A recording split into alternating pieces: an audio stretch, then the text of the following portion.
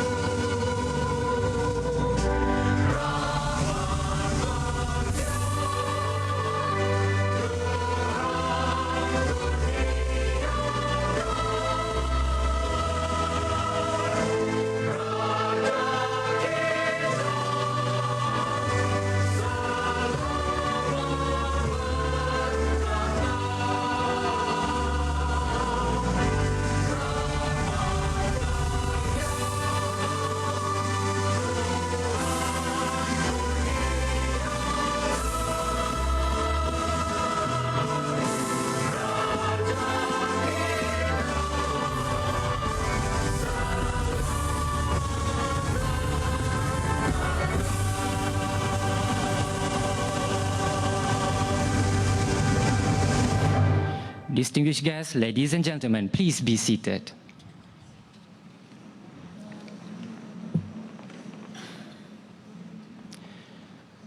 Bismillahirrahmanirrahim. Assalamualaikum and a very good morning.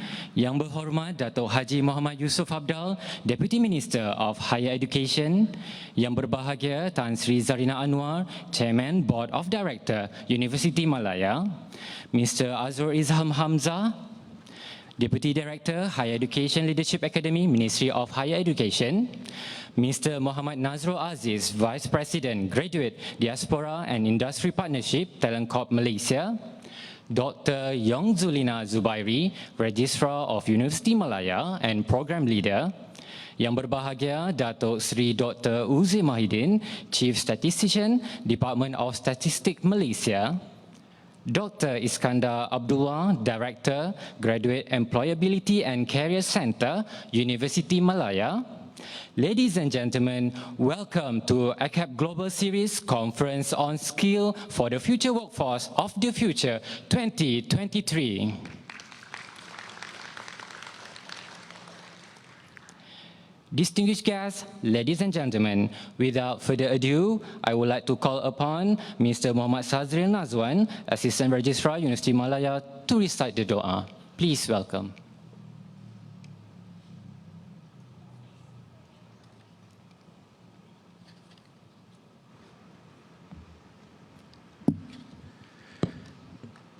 Assalamualaikum warahmatullahi wabarakatuh.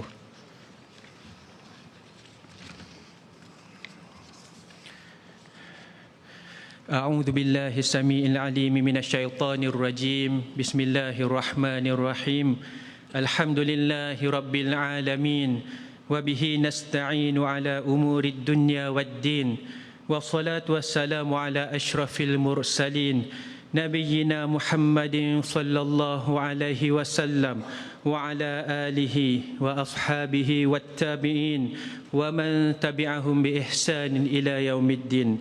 ربنا اغفر لنا ولإخواننا الذين سبقونا بالإيمان ولا تجعل في قلوبنا غلا للذين آمنوا ربنا إنك رؤوف رحيم.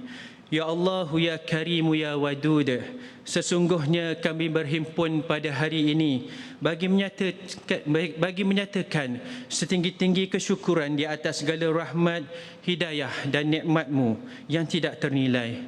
Ya Allah, Ya Fa'alul lima yurid, kami memohon kepadamu, Ya Allah, agar Engkau memberkati persidangan AKEPT Global Series Skills for the Workforce of the Future, anjuran Akademi Kepimpinan Pendidikan Tinggi dengan kerjasama Universiti Malaya dan Talent Corporation Malaysia Berhad yang akan disempurnakan oleh Yang Berhormat Datuk Haji Muhammad Yusof bin Abdal, Timbalan Menteri Pendidikan Tinggi, Kementerian Pendidikan Tinggi Malaysia. Semoga segala usaha kami dalam menjayakan majlis ini mendapat keredaan dan hidayah darimu. Ya Allah, Ya Rahman, Ya Rahim, sesungguhnya kami berhimpun pada hari ini untuk menimba ilmu-Mu, Ya Allah, bertukar pendapat, menyumbangkan buah fikiran serta menghubungkan silaturahmi di kalangan kami, Ya Allah.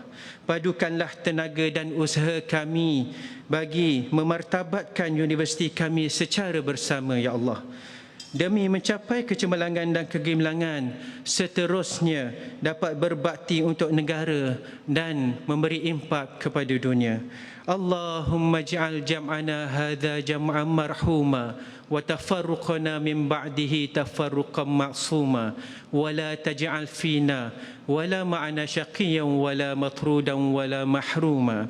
Allahumma ij'al khaira a'malina akhiruh wa khairu a'malina khawatimuh wa khairu ayyamina yawma alqaka fih. Rabbana atina fid dunya hasanah wa fil akhirati hasanatan wa qina adzaban nar.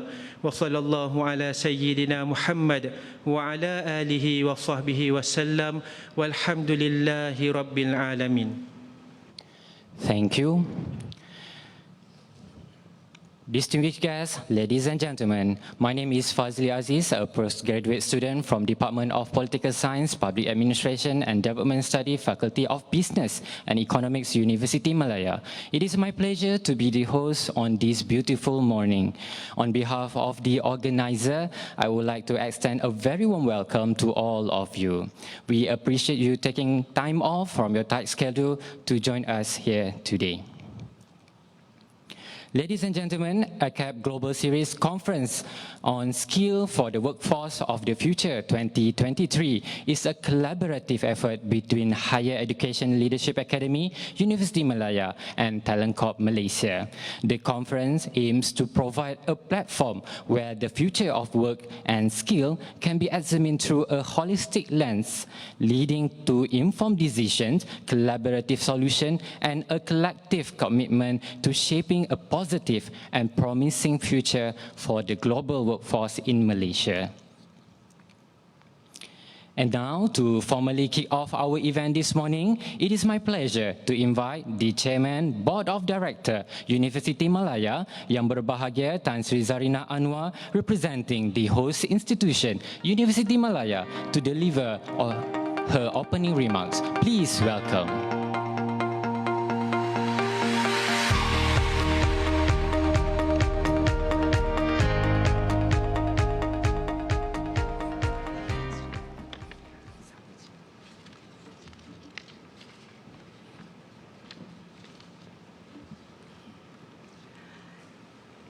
Bismillahirrahmanirrahim. Yang berhormat Datuk Haji Muhammad Yusof Abdal, Deputy Minister of Higher Education. Yang berbahagia Datuk Seri Dr. Muhammad Uzair Mahidin, Chief Statistician Malaysia. Yang berusaha Encik Azrul Izham Hamzah, Deputy Director Higher Education Leadership Academy, AKEPT. Yang berusaha Encik Nazrul Aziz, Vice President, Graduate Diaspora and Industry Partnership, Talent Corporation Malaysia. Yang berusaha Dr. Yong Zulina Zubairi, Registrar, Universiti Malaya. Yang berusaha Dr. Iskandar Abdullah, Director, Graduate Employability and Career Centre, Universiti Malaya. Distinguished speakers, Vice Chancellors, Management of Universities, ladies and gentlemen.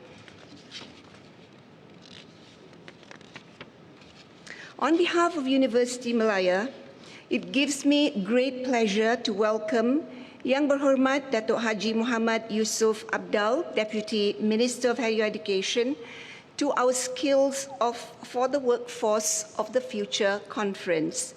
Thank you, Yang Berhormat, for making time to officiate at our conference this morning.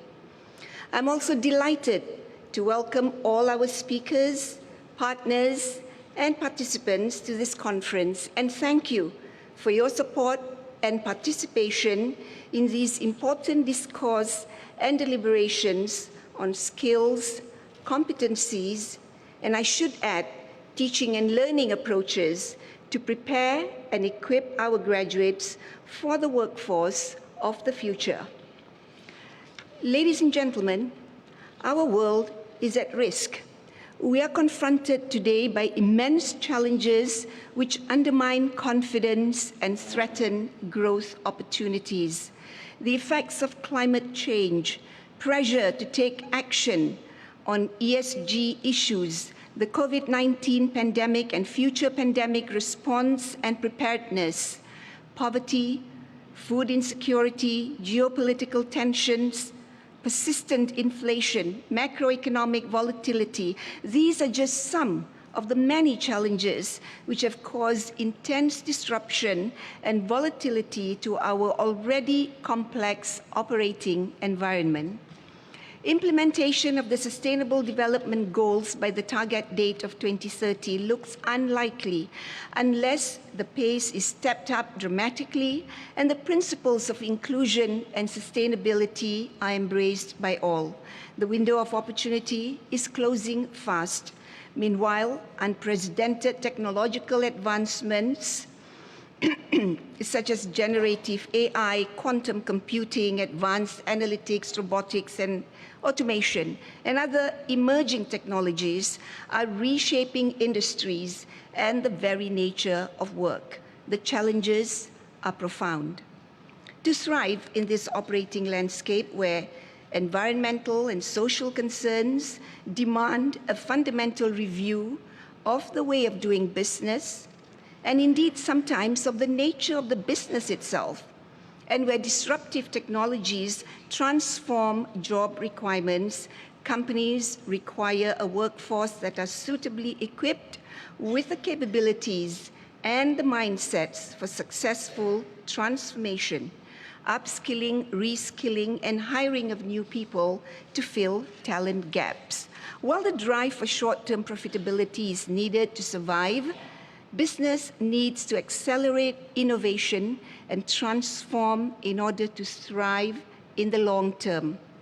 PwC's annual Global CEO Survey Asia Pacific, undertaken early this year, found that more than half of CEOs believe that current business models will not be economically viable and will not survive within the next decade. One of the major challenges acknowledged by the CEOs is skills shortage, with an overwhelming majority of CEOs agreeing that investment in upskilling of the company's workforce is a priority. Indeed, the latest findings from the World Economic Forum's Future of Jobs report indicated a noteworthy 50% of the global workforce will require reskilling by 2025 due to the escalating integration of technology. 2025 is just around the corner, and action is needed now. Highly sought-after skills encompass critical, analytical, and creative thinking, along with effective problem-solving and expertise in AI and big data. Equally required are leadership skills coupled with social influence, curiosity, and the commitment to lifelong learning. I would also add the importance of values, strong ethics that guide decisions and behaviors in all our endeavors. Ladies and gentlemen, the Madani Economy Framework announced by the Prime Minister recently, which aims to transform Malaysia into a leading Asian economy, is underscored by the development of a skilled and capable workforce to drive the nation's economic prowess and to ensure an improved quality of life for the people of Malaysia. It was acknowledged that for a long time, education has been supply-driven.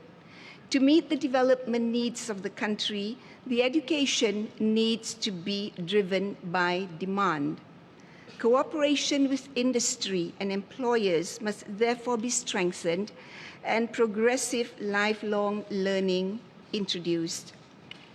This calls for a fundamental rethinking of education and curriculum, the need for a coherent learning ecosystem in which learners move in and out over a lifetime with a far greater granularity of learning experiences. Ladies and gentlemen, this conference aimed at encouraging collaboration and bridging the gap between academia and industry is therefore timely. I would like to congratulate the Registrar's Office and the Management and Governance Division for organizing it. My special thanks go to AKEPT and Corp, our strategic partners, for their generous support and assistance.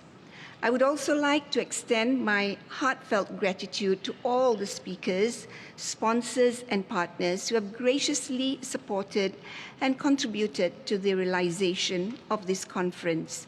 We are privileged to host many distinguished speakers and experts from diverse fields who will share their insights, cutting-edge research, and practical experiences on what it takes to thrive in the rapidly changing world of work. I hope this conference will be a platform for dialogue and engagement, inspiration, and meaningful connections. I encourage all participants to actively engage, question, and challenge to enable us to lay the foundation for a workforce of the future that not only embraces change, but actually drives it. In conclusion, I would like to extend once again my heartfelt gratitude to Yang Berhormat Datuk Haji Muhammad Yusof Abdal, and thank you once again for gracing this occasion with your presence. I wish everyone a successful conference. Thank you. Thank you. Thank you very much, Yang Berbahagia Tan Sri, for the speech.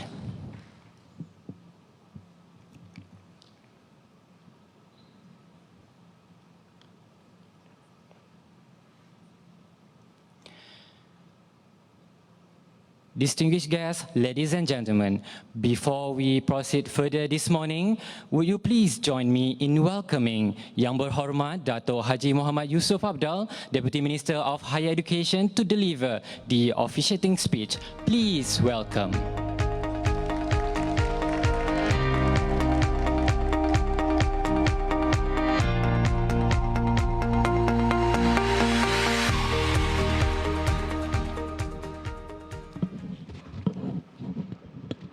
Bismillahirrahmanirrahim.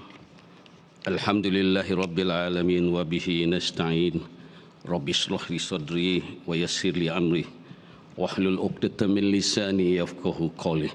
Assalamualaikum warahmatullahi wabarakatuh. Salam Madani and a very good morning. Yang berbahagia Tan Sri Zarina Anwar, Chairman of Board of Directors of Universiti Malaya, Yang Berusaha Tuan Azrul Izam Hamzah, Deputy Director Higher Education Leadership Academy, Ministry of Higher Education, Mr.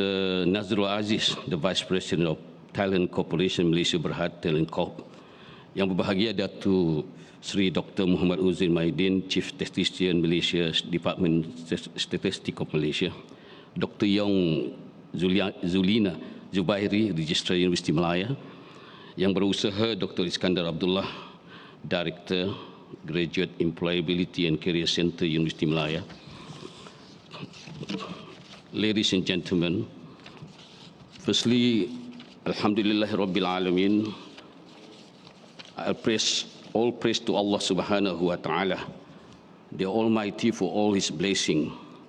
We are all gathered here today in historical Dewan Tunku, Canselor, Universiti Malaya, for a program on AKEPT Global Series under the theme Skills for the Workforce of the Future, hosted by Akademi Kepimpinan, Pendidikan, Tinggi, AKEPT, and Universiti Malaya. Thank you for inviting me here to address and officiate this meaningful program. I personally think that this program is timely for us to understand and strategize our way forward to fulfill the job market demand for the future. I was informed that we will have the chief statistician of Malaysia, experts from talent and experts from the Talent Corporation, Ministry of Human Resources, various industries and academicians who will share the experience and expertise in addressing the demand and supply of the workforce and skills and knowledge needed. Challenges and rapidly shifting orientation of the future, exacerbated by the risk brought by volatile geopolitical tensions and a downturn in global economic and trade prospect, all warrant a new spectrum of resilient and agile skill in creating future-proof agility and level of preparedness. Central to this aim will be to capitalize on existing talent pool and incubing the crush of today's human capital with the needed skills, expertise, and holistic capacity of that is both value and future-driven. It is the age of globalization and increasing interconnectedness across different dimensions and parts of the global system. The scramble for talent and the best ideas will churn out a new path of renewal and rejuvenation in the field. It is no longer an option for industry leaders and institutions to embrace global challenges and to spearhead innovative practices. It is a critical juncture and a critical need for all to cultivate global awareness, presence, and branding. It is vital in elevating one's stature, catapulting the drive to seek best practices, expertise, and knowledge, in always staying ahead of the field. The zeal to match with world-class peers and competitors, in line with the world-class university mindset, will create rippling effects for other growth. Members of the audience, in creating futuristic and forward-looking transformation of human capital and institutional resilience, it remains imperative to build resilience.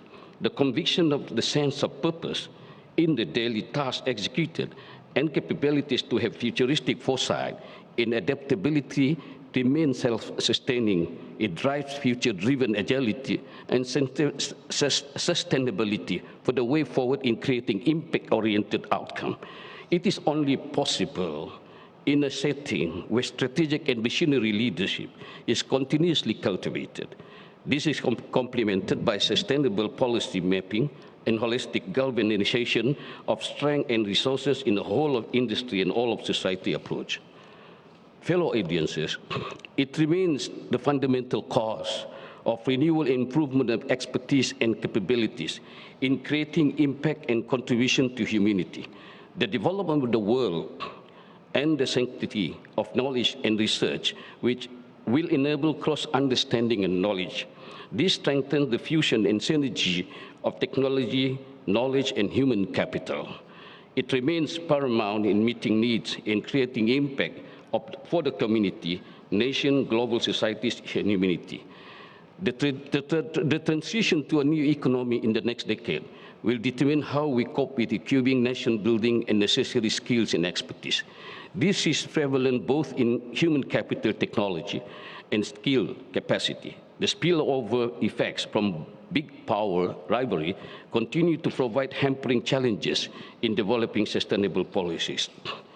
Parameters for the next frontier of growth and resilience will include the retention of talent and revamping governance system for higher education to reflect on long-term needs and strategies. In assisting the transition to a new economy and vibrant post-pandemic recovery and growth, the institution of higher education will need to have new focus. In providing the human capital, knowledge creation, capacity, research impact, sustainable support system, progressive change is needed.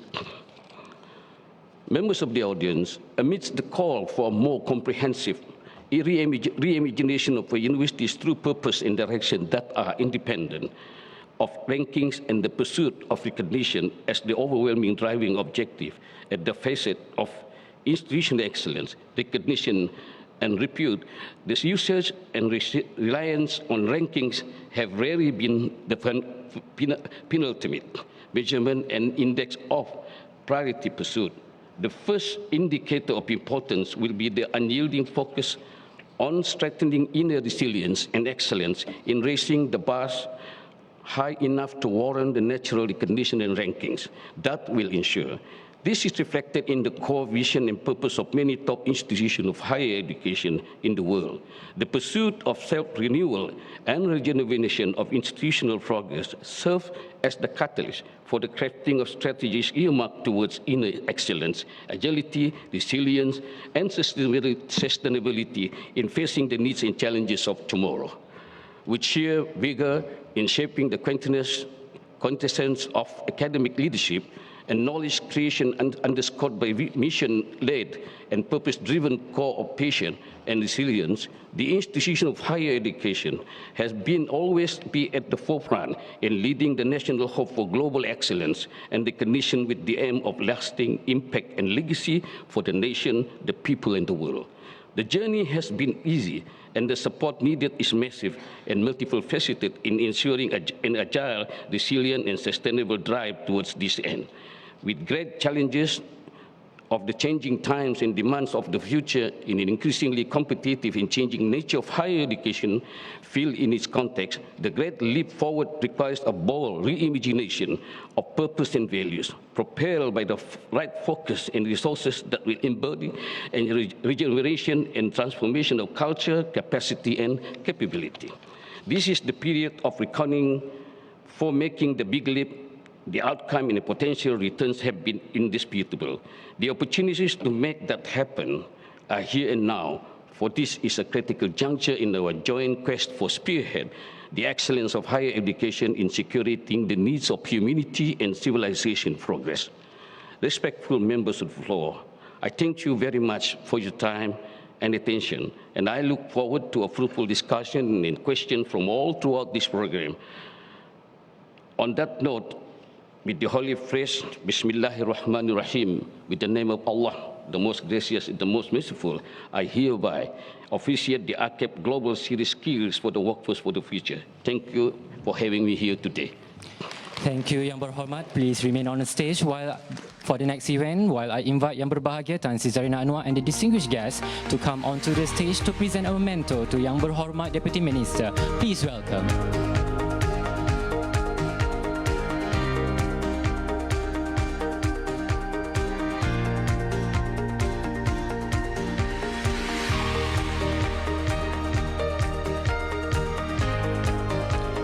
I would like to invite Yang Berbahagia Tan Sri Zarina Anwar to offer a memento to Yang Berhormat Deputy Minister as an effort of appreciation.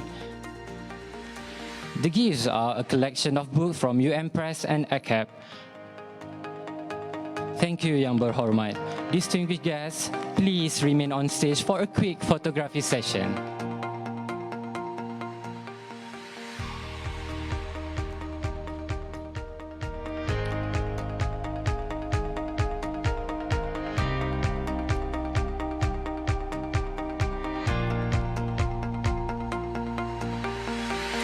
Thank you to all distinguished guests.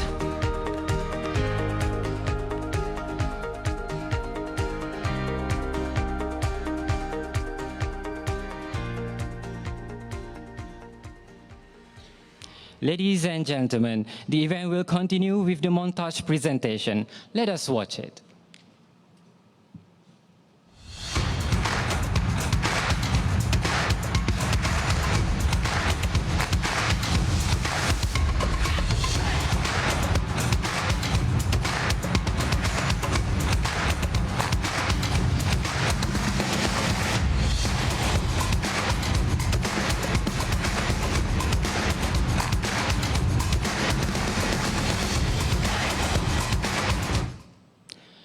Distinguished guests, ladies and gentlemen, coming up next, we are honored to introduce our first keynote speaker. For that, I would like to invite Insinyur Dr. Mas Hidayana Mokhtar, Director, STEM Center, to introduce the first keynote speaker of the event. Please welcome.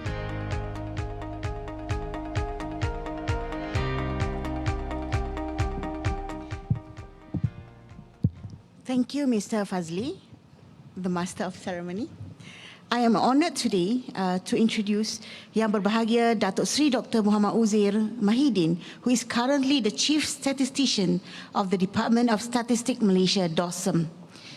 He has served the Department of DOSM for the past 33 years since his posting as a statistician in 1990.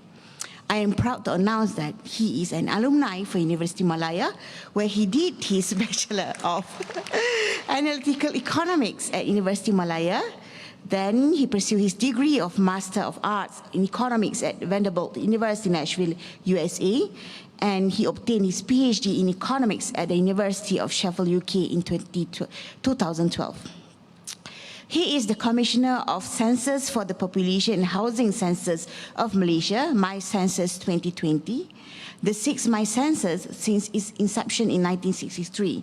In the history of statistical dissemination in DOSM, he has started a huge wave of social media in the statistical community by engaging closely with young people, users, and stakeholders through statistics. In addition to that, he was recently appointed as an adjunct professor in the College of Law, Government and International Studies at Universiti Utara Malaysia, the Faculty of Computer and Mathematical Sciences at University Technology Mara, and the Faculty of Business Management and Professional Studies at Management and Science University, as well as serving as the committee members of academic program Master of Software Engineering, Faculty of Information and Communication Technology, UTEM. In addition, he also a committee member of Faculty of Science Curriculum, University Putra Malaysia, and a member of International Statistical Institute and the EXCO member of the Institute Statistics Malaysia. Without further ado, I would like to welcome Yang Berbahagia Datuk Sri Dr. Muhammad Uzair to give his keynote speech. Please welcome.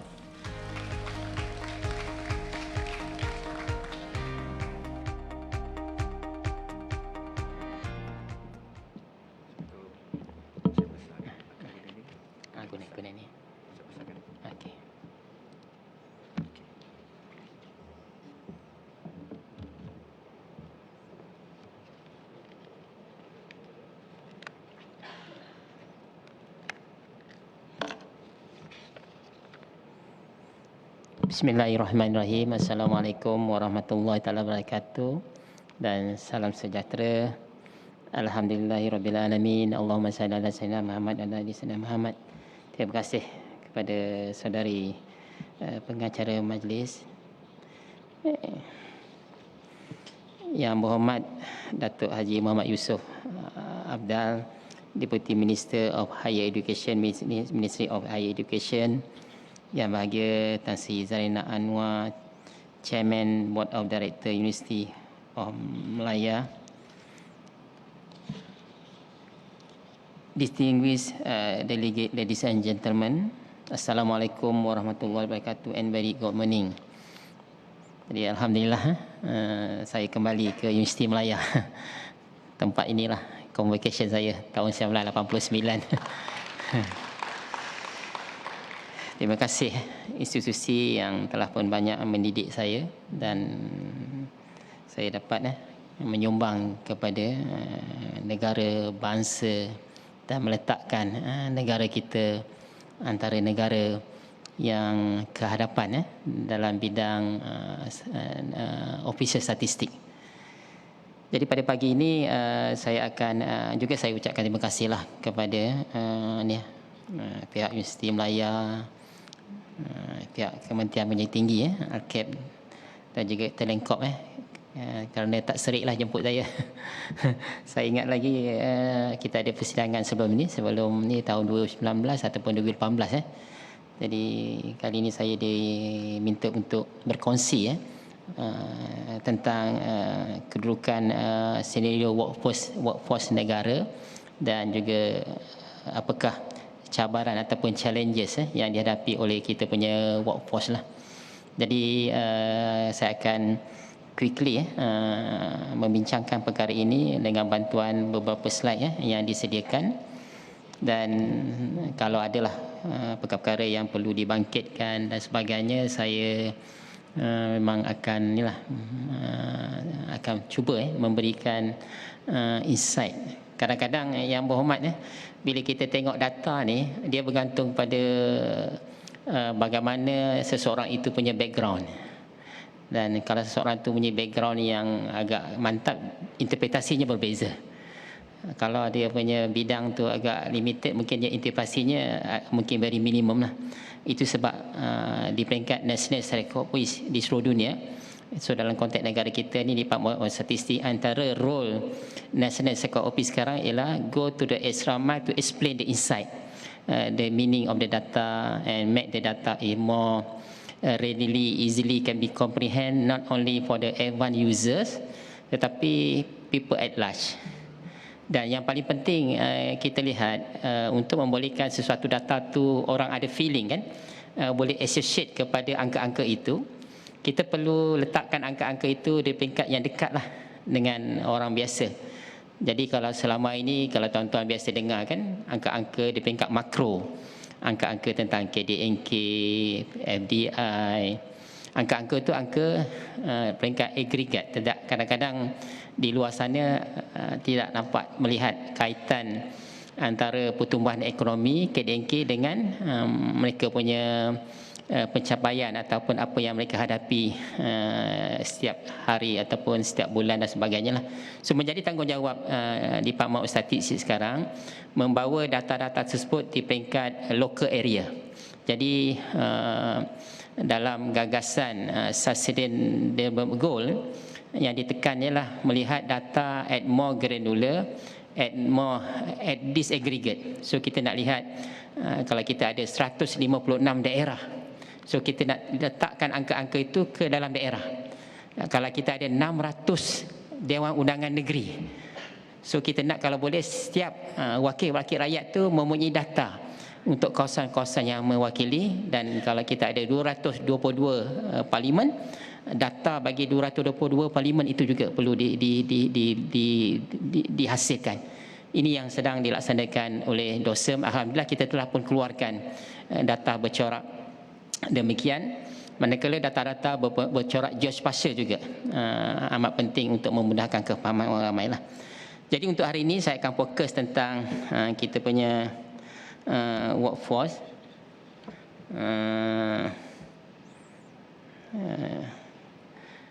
Sini tak macam tak. Boleh kita pergi ke next slide. Mungkin di sini kot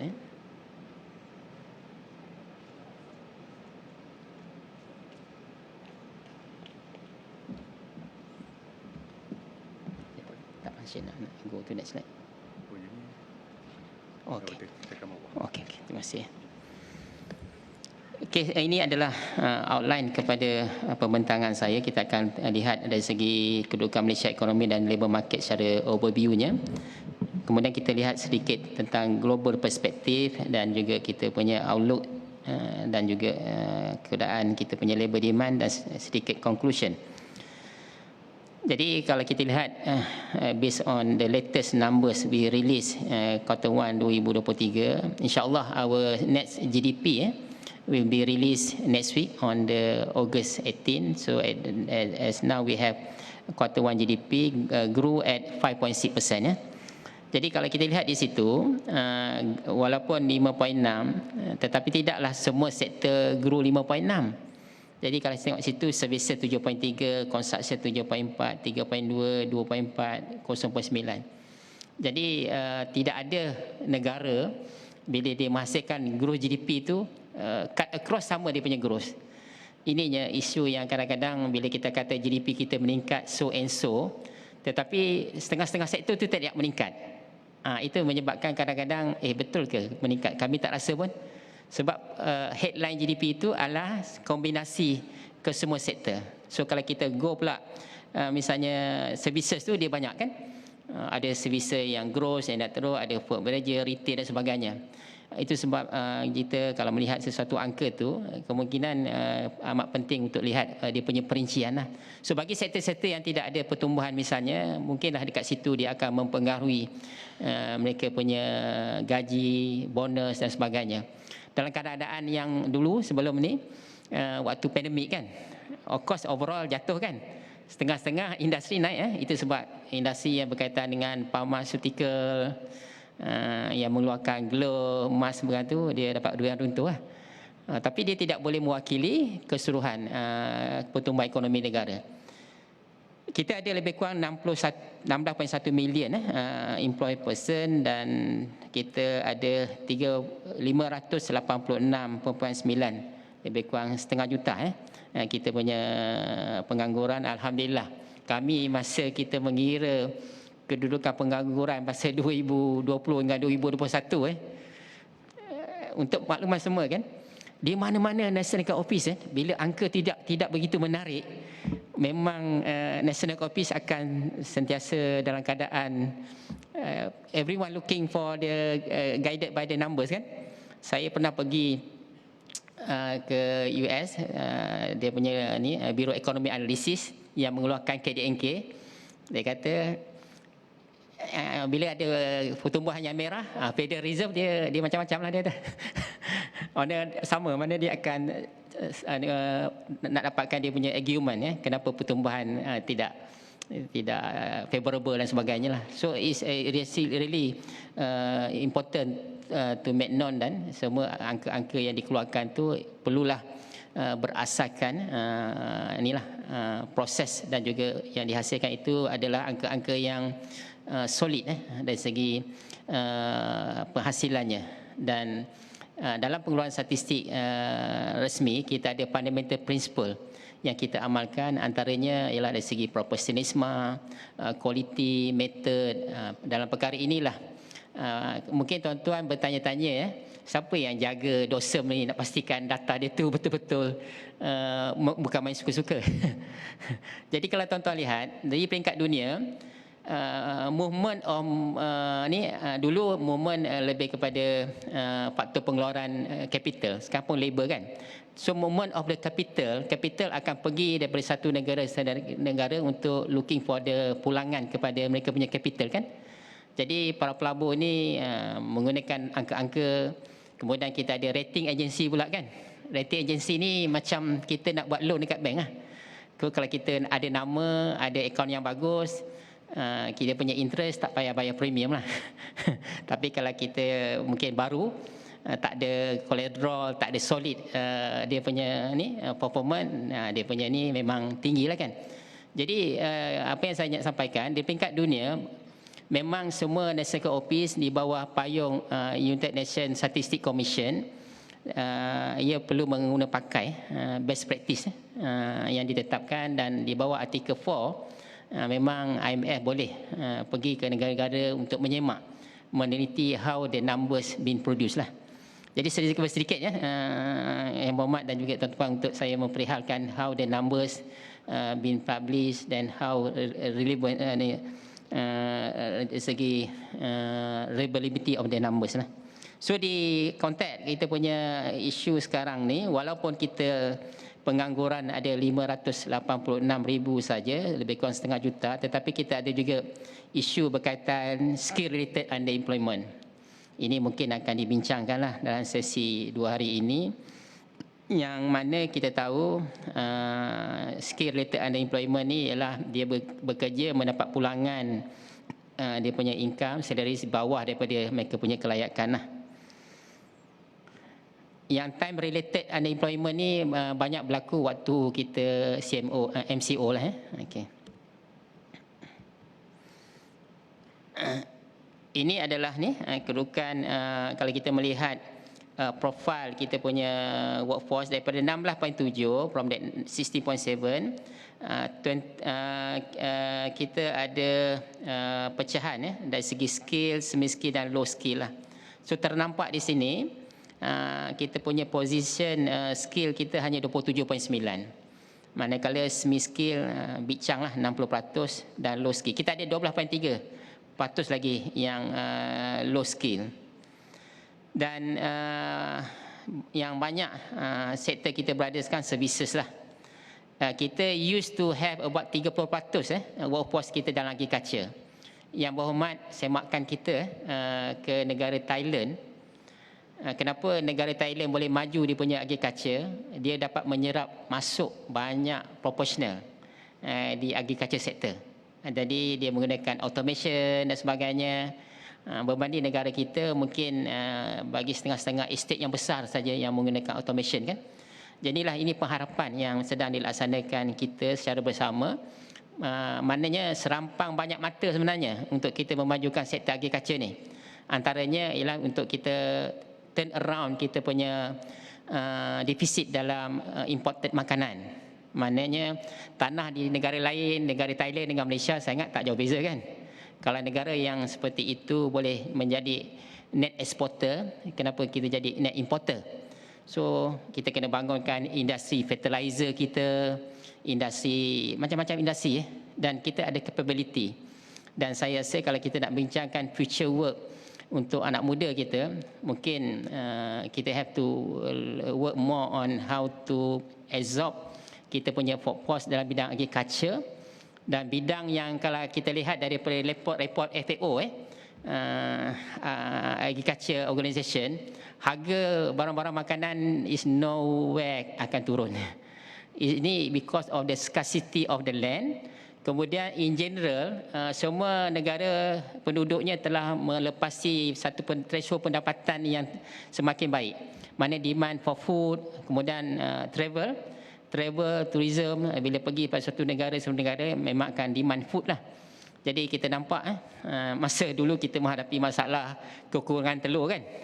So masing-masing negara kadang-kadang terpaksa benda ni yang penting untuk pembelajaran kepada lesson learn lah. Maknanya setengah-setengah production tu kita kena make sure lah. Tapi banyak negara juga melaksanakan apa kita panggil reverse investment. Macam negara jiran kita dekat Southern tu, mereka tak ada tanah yang banyak kan.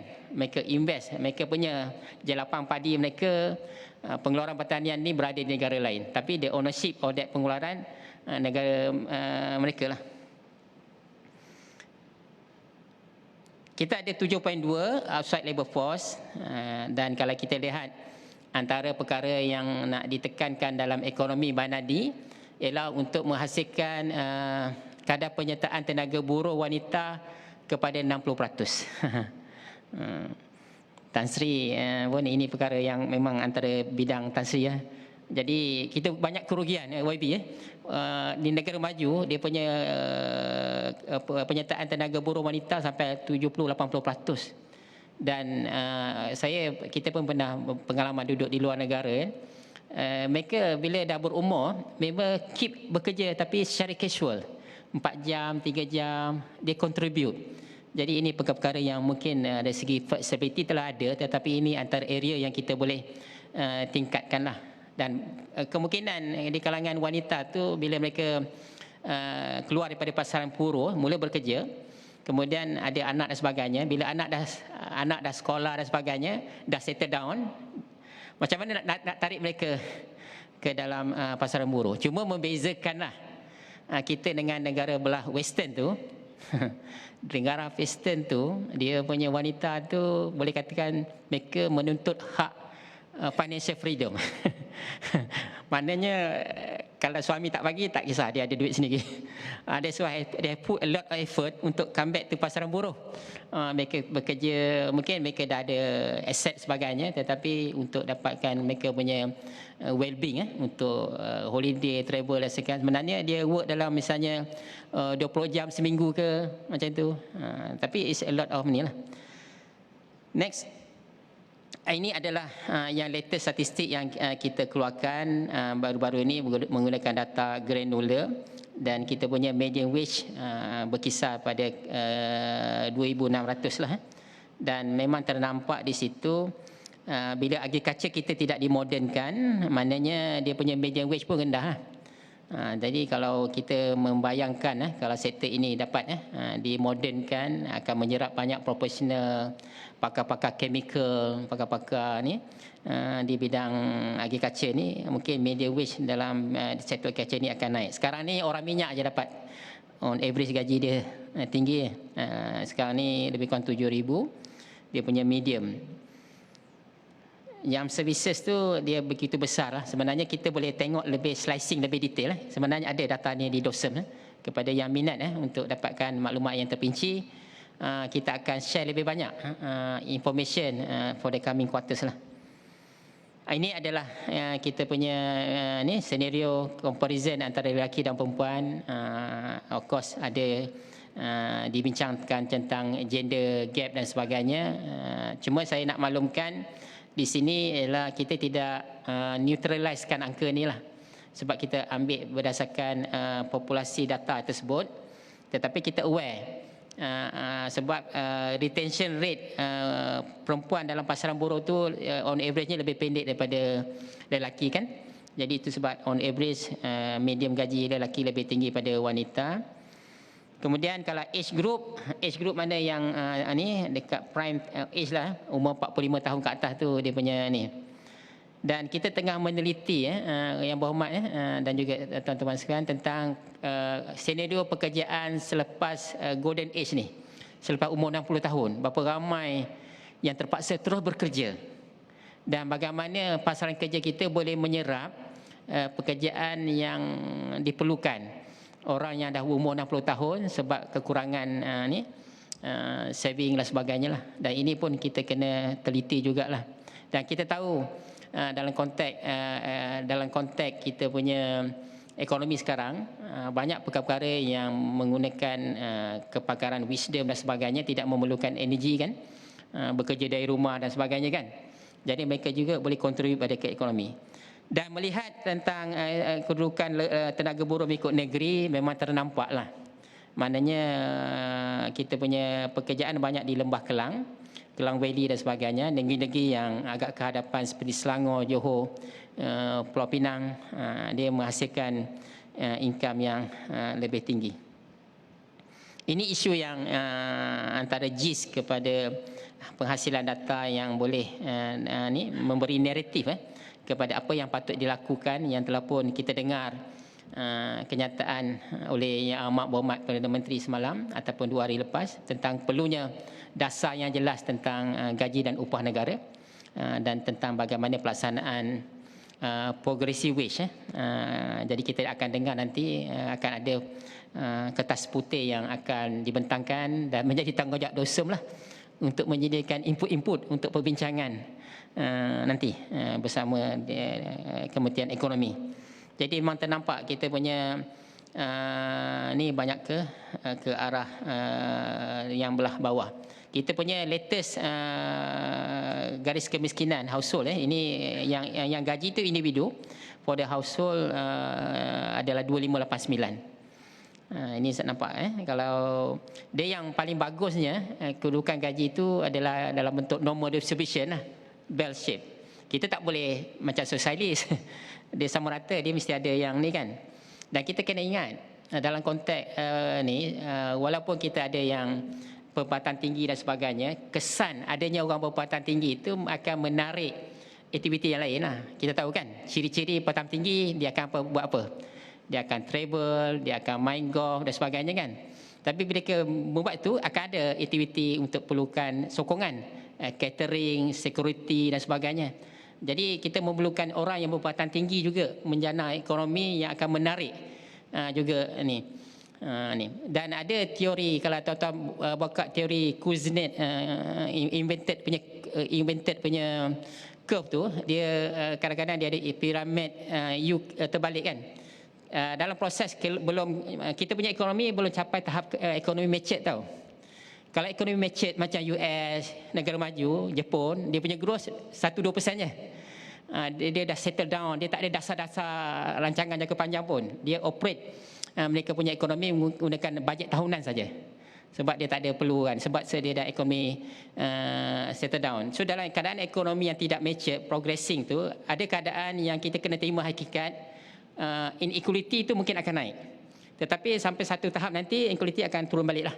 Sebab kita memerlukan orang yang akan come as the entrepreneur dan sebagainya. Saya bagi insight YB sebab walaupun saya chief statistician, tapi background saya dibacakan tadi, saya memang training as economist lah. Tapi masalahnya bila jadi chief statistician background ekonomi ni, bila kita tengok data tu, dia punya passion untuk gali the meaning of data tu berlebih-lebih. Sebab kita nampak satu angka, nampak angka ni. Kita we know dia punya relationship, how the data should be interconnected. Dia tak boleh tengok satu angle.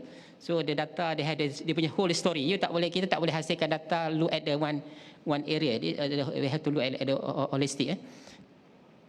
Ini yang saya petik daripada ILO. Ingat saya tak perlu ni, tapi memang jelaslah dalam konteks global tentang teknologi, isu demografi, aging dan juga climate change, perkara yang akan mempengaruhi pekerjaan. Kat situlah adanya green job, sekarang isu tentang gig economy, rural economy, global supply dan sebagainya lah. Jadi perkara ini saya jangka panelis mungkin akan berbincang lah tentang perkara ini. Jadi kita nampak multitasking lah. Dia punya gist yang saya boleh nampak sekarang, perkara yang kita perlu tanamkan, saya pun tanam perkara yang ini kepada anggota tim dosa. Setiap orang tu kena ada entrepreneurship. Kalau dulu kita kata saya pekerja je, maknanya you akan lihat kepada stereotyping. Kalau you ada entrepreneurship dalam pekerjaan, so kita akan menggali dan meneliti how kita akan meningkatkan kita punya ni lah, dan dia akan bergerak sekali dengan innovation lah. So ini perkara yang ni, dan long life learning tu, sebab kalau kita lihat dalam kehidupan sekarang kita, dia punya product cycle very short. Dulu nak tukar handphone model baru tunggu setahun, 2 tahun kan, 5 tahun kan. Sekarang very fast. So knowledge pun cepat obsolete lah. So the challenge kita sebagai penjawat awam dan juga kita hidup zaman sekarang ni, kena kejar knowledge sentiasa. Jadi kami di dosen pula nak mengukur sosioekonomi kan. Sosioekonomi sentiasa dinamik. So kami kena kejar nak tahu apa yang berlaku dalam sosioekonomi negara, modus operandi business, supaya apa yang kita measure, apa yang kita capture tu is really up to the perubahan yang berlaku lah. Otherwise kita punya instrumen tu dah obsolete lah. Tak capture benda tu ya. Ini yang kita berkolaborasi dengan universiti, researcher dan sebagainya lah. Ini adalah yang mungkin boleh tengok lah. Jadi di peringkat kerajaan, very much aware tentang perkara ini, telah pun itizam tersebut telah diletakkan lah dalam kita punya blueprint. Terutamanya blueprint negara kita adalah 12 Malaysia Plan. Isunya sekarang ialah dalam mana-mana pun kita perlu melihat bagaimana kita nak bawa everyone of us ni dia punya potensi diri itu sampai to the level yang betul-betul lah, bukan potensi diri yang tak dicungkil. Dan saya selalu bagi tahu everywhere kan, semua orang ada 24 jam. Masa kita kat kindergarten pun ada 24 jam, masa sebagai pekerja 24 jam. Isunya yang menakutkan kita, bila mana 24 jam bagi setengah-setengah orang, dia can wujudkan atau value creationnya ton of money. Bayangkanlah kalau negara kita, jiran kita, every hours dia punya creation per hours tu mungkin 2-3 kali ganda daripada Malaysia. Apa akan berlaku? Oleh kerana kita ekonomi terbuka, dia boleh invest, dia boleh beli aset sesebuah negara dan sebagainya. And that's why productivity is very important untuk kita pastikan convergen yang berlaku dalam ekonomi dunia ini kita tidak tertinggal ke belakang lah. So perkara ini antara perkara yang saya rasa sentiasa kita bincang lah. So yang sebelah kanan tu saya ada sebut tentang e-commerce, digital sebagainya kan. Ini sebenarnya berhubungan berkait dengan how kita boleh memastikan peluang ekonomi. Peluang ekonomi itu dapat ditingkatkan menggunakan kaedah teknologi lah. Jadi sekarang usaha sedang dilaksanakan oleh ini pemerintah, kerajaan untuk meningkatkan accessibility kepada internet dan sebagainya. Akhirnya ekonomi opportunity itu dapat dikembangkan untuk aktiviti ekonomi dan juga sosial lah. Ini adalah senario job opportunity yang ada di negara kita dan ternampak every quarter bila kita measure angka-angka on the ground, boleh dikatakan banyak job opportunity yang diwujudkan tu berkisar kepada semi skill lah. Ada skill tetapi agak perlahan. Ini adalah kita ada buat web scraping. Kita ada buat web scraping daripada semua pengiklanan pekerjaan di laman maya kan. Jadi ini yang diperolehi lah. Jadi kita nampak antaranya advertising marketing. Ini yang bila advertising marketing ni bahasa simpelnya orang kata salesman lah, sales girl lah. Kemudian kita juga ada ni managing director dan sebagainya. Ini berdasarkan pengiklanan. Ada juga tentang software developer dan demand kepada data profesional juga tinggi seperti yang tertera. Dan yang banyak sekarang ni dekat wholesale dan retail lah. Ini dan kita tahu wholesale retail dia punya skill gaji tidaklah begitu tinggi kalau kita bekerja di communication kan, komputer dan sebagainya. Ini antara skill require lah. Jadi kalau kita lihat dalam banyak pekerjaan yang diperlukan sekarang, kita perlukan pekerja yang ada analytical punya thinking dan juga innovation, mampu untuk menyelesaikan problem, complex problem solving dan juga yang penting creativity lah. Itu yang saya katanya dia punya JIS kena ada daya tahan sebagai seorang entrepreneur dalam apa yang kita lakukan. Ini perkara-perkara yang mungkin kita boleh fikirkan bersamalah tentang isu automation, bagaimana ia boleh mempengaruhi future punya pasaran buruh, penggunaan teknologi dan sebagainya. Jadi perkara ini saya yakin akan dibincangkan, akan diliti. Kita akan dengar nanti pandangan-pandangan daripada panel-panel yang akan memberi pandangan dalam sesi inilah. Sedikit saya sentuh tentang pengumuman tentang Direktif Ekonomi Negara dalam ekonomi dan ini. Jelas kat situ kita ada itizam untuk menjadi sebuah negara yang 30 ekonomi tertinggi di dunia. Jadi ini akan menjurus jugalah tentang aspek pekerjaan ya. Kita tahu pekerjaan dan produktiviti kan, talent memainkan peranan pentinglah di negara maju untuk menyebabkan mereka dapat menjadikan barangan yang mereka keluarkan. Prinsip teras perdagangan antarabangsa ialah competitive advantage kan. Negara yang boleh mengeluarkan dengan cekap dan sebagainya, dia akan menakluki pasaran. Kalau kita nak bergerak, itu yang diperlukan. Kita ingin supaya penyertaan tenaga buruh wanita tadi ditingkatkan 60% dan juga return kepada pendapatan gaji kepada melebihi 40% lah. Di samping kita mengawal kita punya fizikal. Dan saya nak sebut juga beberapa inisiatif yang sedang dilaksanakan oleh kerajaan, ialah antaranya berkaitan dengan akademi in industri kan. Ini saya jangka memberi peluang kepada anak-anak muda kita lah. Dan kita dapati berdasarkan inisiatif yang dijalankan oleh kerajaan dan sokongan daripada pihak industri, saya yakin akademi in industri ini boleh address atau menarik banyak anak-anak kita untuk membina talent dan kerjaya prospek yang lebih tinggilah Satu lagi berkaitan dengan innovation kan. Jadi telah pun dijadikan satu reality punya program untuk menarik anak muda. Dan yang terakhir tentang kewujudannya pelan transisi tenaga negara, renewable energy. Renewable energy sebenarnya is game changer, bukan saja di sektor tenaga tetapi sektor pekerjaan. Dia akan memberi ruang peluang yang banyak kepada para jurutera proporsional untuk terlibat dalam industri renewable energy yang kita ada sasarkan by 2020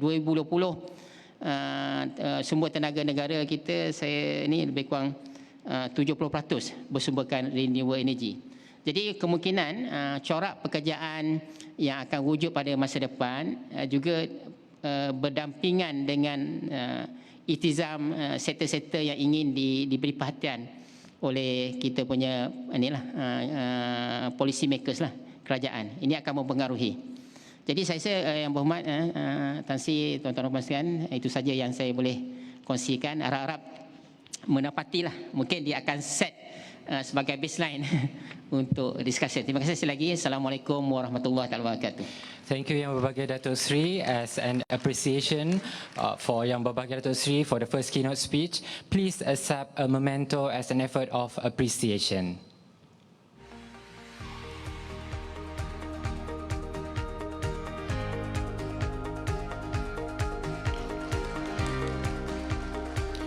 Ladies and gentlemen, please join me in expressing our deep gratitude to our Chief Statistician for shedding light on the future of work in Malaysia. I believe data and insight provide us with a compass to navigate the ever-evolving landscape of workforce in the country. Understanding trends and patterns give us invaluable knowledge to make informed decisions. Thank you once again, Yang Berbahagia Datuk Sri, for your invaluable contributions. Distinguished guests, ladies and gentlemen, we have come to the end of the keynote. Next in our agenda is another group photo. I would like to invite Yang Berhormat Deputy Minister and the distinguished guests to stand up, and for all the participants, please come closer to the VIP so that our photographer can have everyone in. I would like your cooperation to come closer to our VIPs so that we can have everyone in one big picture. Please. Ladies and gentlemen, please come closer to our VIP so that we can have a big picture with all the participants in today's conference. Please welcome.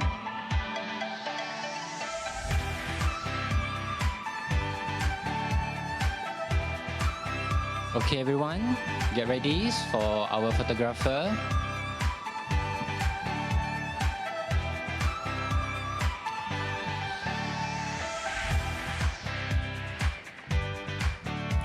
Okay. I think everyone is ready. Yes, okay. Okay, ready. Yes.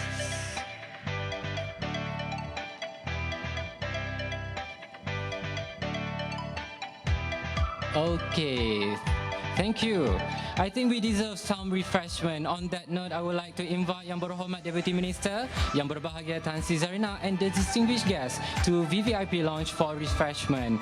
To all our participants, we would like to invite all of you to enjoy our refreshments served at the foyer of the hall. Guests may bring their refreshment into the hall. Please welcome.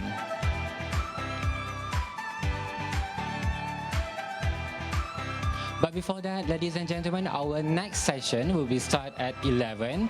So kindly be seated in the hall 5 minutes before the session starts. Thank you very much. Please enjoy your refreshment. Thank you once again. Thank you.